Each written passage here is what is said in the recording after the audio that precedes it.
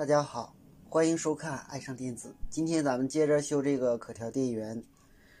这个可调电源它采用的电源管理芯片是 SG3525，上次判断是 SG3525 坏了。下面我们打开测量一下。由于我测量周围电路没有问题，那么我们先测量一下它的供电。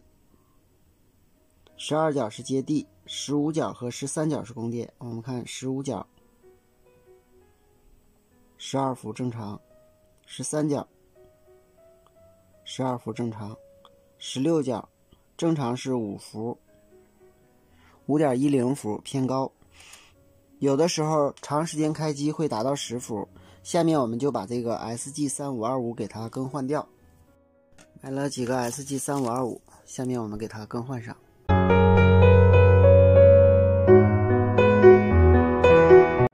好，到这里这个可调电源就修好了。坏了3个 SG3525， 为什么呢？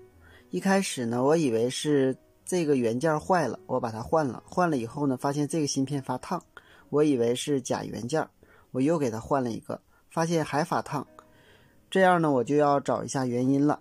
原因呢，是因为我们看这个变压器这儿有线辅的二极管，主要是为了防尖峰的。这个二极管它击穿了，由于它的击穿呢，它是接电源的，这样当我们的芯片下管导通的时候，它就会把电源电压导通下来，所以呢芯片就会发烫，而且会烧坏。另外呢，后级无输出，所以当我们遇到3525损坏的时候，我们要检查一下它的输出元件是否有短路。现在换了这个二极管和 SG3525， 一切正常了。好，我们调一下电压，接上假负载，负载正常点亮，电压是可以调的，电流也是可以调的。下边是功率，中间是电流。下面我们量一下 SG3525 正常工作时各引脚的电压。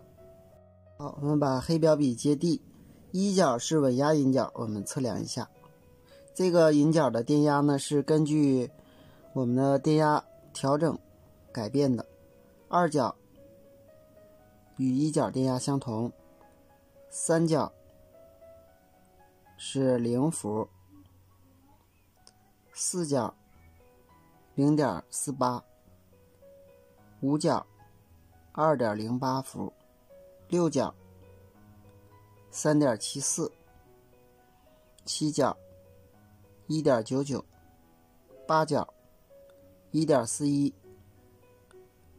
九角 0.95， 十角0伏，十一角 0.12， 十二角接地0伏，十三角供电 12.10 伏，十四角 0.12 输出角，十五角供电角 12.10 伏，基准电压16角 5.11 伏。好，我们看一下这个图， SG3525 11角14角输出接在推动变压器上，推动变压器的初级有4个线辅的二极管，实际上呢是防尖峰的，主要是防止这个推动变压器在倒向的时候感应电动势过高，这个位置的电压超过12伏，所以呢加了一个12伏这端线辅的二极管，还对地有续流二极管。